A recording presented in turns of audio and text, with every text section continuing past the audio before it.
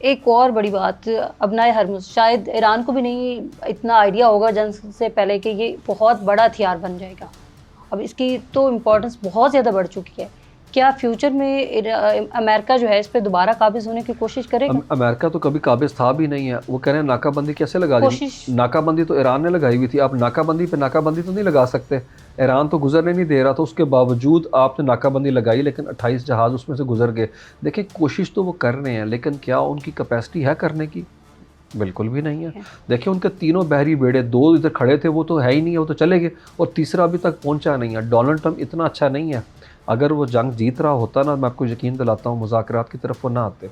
ये मुज़ाकरात में उन्हें फेस सेविंग चाहिए जो पाकिस्तान उन्हें लेके दे रहा है। इसी ट्रंप को हमने दोहा टॉक्स में तालिबान के साथ बैठाया था कि ठीक है तुम लोगों को अफ़गानिस्तान से निकाल देते हैं। आज इन्हीं को ही हम ईरान के करीब जो बैठे हैं, इनको यहाँ से निकालने की भी तैयारी कर रहे हैं। वो शोर तो चेक करें जो अमेरिका में मचा हुआ। उनके कांग्रेस के दोनों हाउस जो हैं वो वोटिंग के अंदर जो है डोनाल्ड ट्रंप के खिलाफ बात कर रहे हैं। उसके अलावा 80 लाख बंदा जो है तुम्हारा सड़क के ऊपर आया हुआ है, नो किंग्स के प्रोटेस्ट कर रहा है। इवन जेडी वैंस, मैं आपको बताऊं, सिर्फ नॉन सीरियस एटीट्यूड चेक करें डोनाल्ड ट्रंप का। हम जितने 4-5 लोग बैठे हैं, मुझे लगता है इस जंग को लेके हम बड़े संजीदा थे। डोनाल्ड ट्रंप मार्शल आर्ट्स देख रहे थे जब जेडी वैंस 21 घंटे के बाद पाकिस्तान के अंदर खिताब कर रहा था मीडिया से। वो मार्शल आर्ट्स के मैच देख रहा था वहाँ पे। पूरी दुनिया का अमन जो है यरगमाल उन्होंने बना के रखा है, और नैरेटिव शेप किया जाता है कि ईरानियों ने दुनिया की मईशत जो है उसको होस्टेज बना के रखा हुआ है। मेरे ख्याल में अभी जो है हमें चीज़ों को मुख्तलिफ ज़ाविये जेडी से वैंस देखने ने की तो ज़रूरत कॉल्स है। भी की, नेतन्याहू को भी कॉल की और ट्रंप को भी की। लेकिन उस ट्रंप ने जेडी वैंस को ज़्यादा कॉल्स की, और बार बार वो ये कहता था जैसे ही डील जो है उसकी तरफ मामला जाने लगते थे, वो कोई ना कोई ऐसी ऑप्शन रख लेता था कि ईरानी उससे बैकआउट कर जाते थे। उसकी बड़ी रीज़न क्या है? डोनाल्ड ट्रंप ने ईस्टर के ऊपर लंच के दौरान कहा कि जेडी वैंस अगर तो पाकिस्तान में मुज़ाकरात करने में नाकाम रहा तो इसका कसूर, इसे कसूरवार ये होगा, और अगर ये जीत गया और मुज़ाकरात हो गए तो उसका सारा क्रेडिट मैं खुद लूँगा। तो एक ऐसा बंदा जो इतना नरगिसियत पसंद हो, नार्सिसिस्टिक पर्सनैलिटी हो, वो बंदा नहीं चाहेगा कि जेडी वैंस को वो पिक्चर में से वो अब वो ऑरा उसका बन और जाए बन और जाए। 2028 के इंतखाबात में जेडी वैंस उस चीज़ को कैश करे। इसीलिए मुझे लगता है कि वो मुज़ाकरात की, अगर आप पहली बात यह है कि मुज़ाकरात देखें 24 घंटे में हल होने वाली चीज़ नहीं है। वो तो आप और किसी से लड़ाई करें तो वो शाम तक बात नहीं ठीक हो पाती है। ये 47 साल पुराना कज़िया है, तो इसके अंदर डिप्लोमेसी जो है वो तो एक मरहले प्रोसेस का नाम है। इसीलिए तो चौथा दौर था जब जनीवा में अटैक हुआ, और उसके अलावा छठा दौर वहाँ पे था ओमान के अंदर जब इन्होंने हमला किया। तो मुझे लगता है चीज़ें ओवरनाइट नहीं होंगी, ये प्रोसेस है। इसीलिए तो दूसरा दौर होने वाला है वहाँ के ऊपर है। तो ये कह देना मुज़ाकरात नाकाम नहीं हुए थे, एक मीनिंगफुल अंडरस्टैंडिंग थी। इसीलिए तो अमेरिका दोबारा आ गया, नहीं तो 12,000 किलोमीटर का फासला तय करके जेडी वैंस इसलिए आए कि उसने प्रेस कॉन्फ्रेंस करनी है और वो चला जाना है। वो 3 से 6 घंटे के लिए आया था, 21 घंटे यहाँ के ऊपर रह के गया।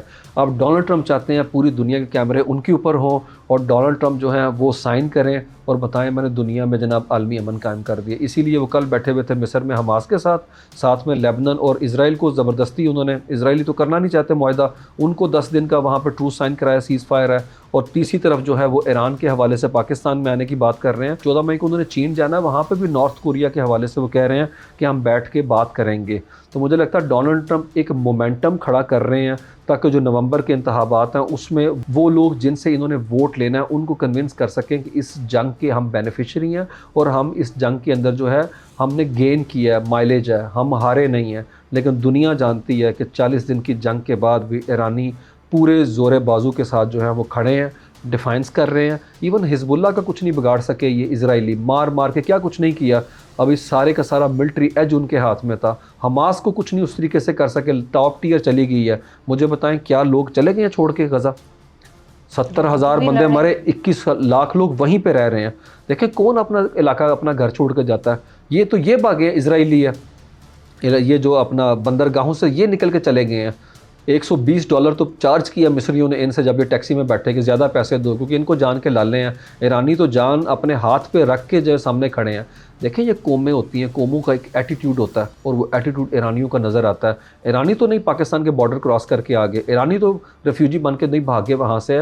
ईरानियों ने जज़ब किया उस हमले को जो उनके ऊपर मुसल्लत किया गया था, और उसके बाद जवाबी वार उन्होंने किया, और मुसलसल कर रहे हैं, बार बार कर रहे हैं। और मैं यहाँ पर ये ज़रूर मैंशन करना चाहता हूँ, उन्होंने उस वार के अंदर किसी स्कूल, कॉलेज, यूनिवर्सिटी को टारगेट नहीं किया।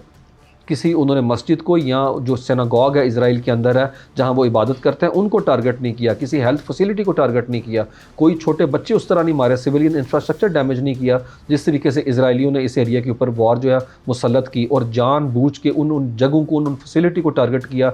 डिसलिनेशन के वो प्रोजेक्ट जो पानी साफ़ करके लोगों को पिलाते थे उनको करके उनको उन पर अटैक करके कलेक्टिव पनिशमेंट करने की कोशिश की ईरानियों की।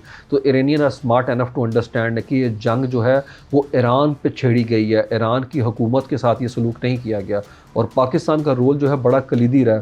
हमने बंदर अब्बास से उनको एस्कॉर्ट किया जो मिशन आ रहा था, देखें 3 घंटे का फासला और पाकिस्तानी पर्शियन गल्फ़ के ऊपर अपने जहाज़ लेके चले गए। हमने वहाँ पे एक सिग्नल जो है वो दिया किसको, तेल अवीव को, इजराइलियों को, ख़बरदार आप इसको स्पॉइल नहीं कर सकते इस मोमेंट को, और ख़बरदार किसी ने हिट किया, ठीक है। तो हमने उस मोमेंट के ऊपर भी ईरानियों का एतमाद था हम पे कि उनकी टॉप लीडरशिप जो जहाज़ में थी वो पाकिस्तानी तैयारों के साथ यहाँ के ऊपर लैंड की। और आप देखें हमारे जो आर्मी चीफ़ हैं किस तरीके से वहाँ पे IRGC के जो खातमुल अंबिया हेडक्वार्टर है वहाँ पे गए।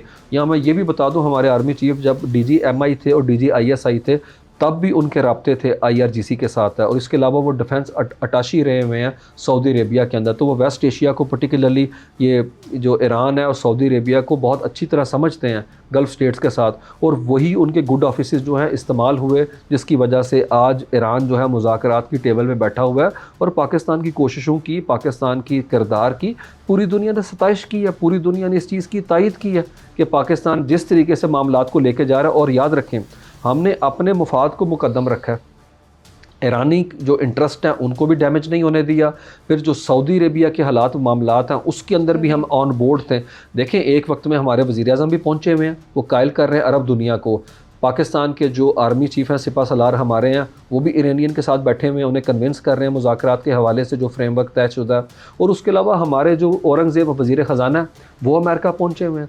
तमाम बड़े मालियाती अदारे IMF, वर्ल्ड बैंक, उसके अलावा AIIB बैंक, ADB बैंक उनके साथ बात कर रहे हैं।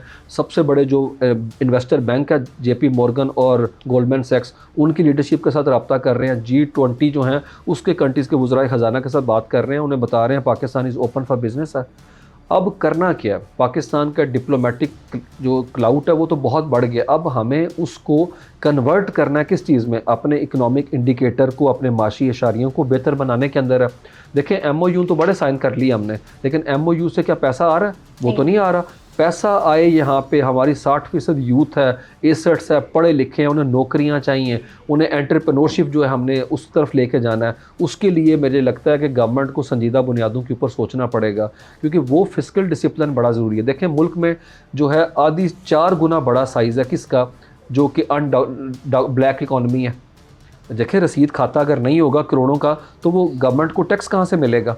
इस चीज़ को ठीक करने की ज़रूरत है। We need to put our house in order first है, और उसके लिए मुझे लगता है इकोनॉमिक ब्लूप्रिंट लेके आने की गवर्नमेंट को ज़रूरत है, और उसमें ताजर तबका है उसको भी तो साथ देना है ना। देखें दुनिया, और ऊपर से हमारा रेमिटेंस जो है उसको कट लग गया। जो हमारे तकरीबन 8-9 लाख लोग जो हैं वो मेरे ख्याल में एक कंट्री के अंदर हमारे 1 मिलियन लोग हैं, सऊदी अरेबिया UAE की मैं बात कर रहा हूँ, तो उससे अरबों डॉलर जो आ रहे थे उसमें धचका तो लगेगा, क्योंकि इकॉनमी का वहाँ के ऊपर जो साइकिल है वो डैमेज हुआ बड़ा, उसको रिपेयर करने में कम से कम डेकेड चाहिए। तो वो पाकिस्तानी जो हैं वो प्लम्बर हैं हमारे, आपको पता है रॉ लेबर, प्लम्बर हैं, वेल्डर हैं, इलेक्ट्रीशियन हैं, उनको तो नौकरियां यूरोप में नहीं मिल सकती ना। और यूरोप ज़्यादा इन्वेस्टमेंट आती ही उधर से, सबसे ज़्यादा उधर से आती थी, और ये लोगों को उधर यूरोप में कहाँ पे रखेंगे, उनको तो लैंग्वेज का मसला फिर सर्टिफाइड नहीं है उस तरीके से, तो चीज़ें मुश्किल होने जा रही हैं। लेकिन उसके अंदर गवर्नमेंट को सोचना चाहिए, क्राइसिस में ही तो कौमों ने अपना आप दिखाना होता है। क्या ईरानी क्राइसिस में साथ खड़े नहीं रहे? तो मुझे लगता है कि थोड़ा सा वो जो डिप्लोमेसी का हमारा जो कैपिटल है उसको अब वक्त आ गया कि हम जो है माशी इशारियों को मस्बत बनाने में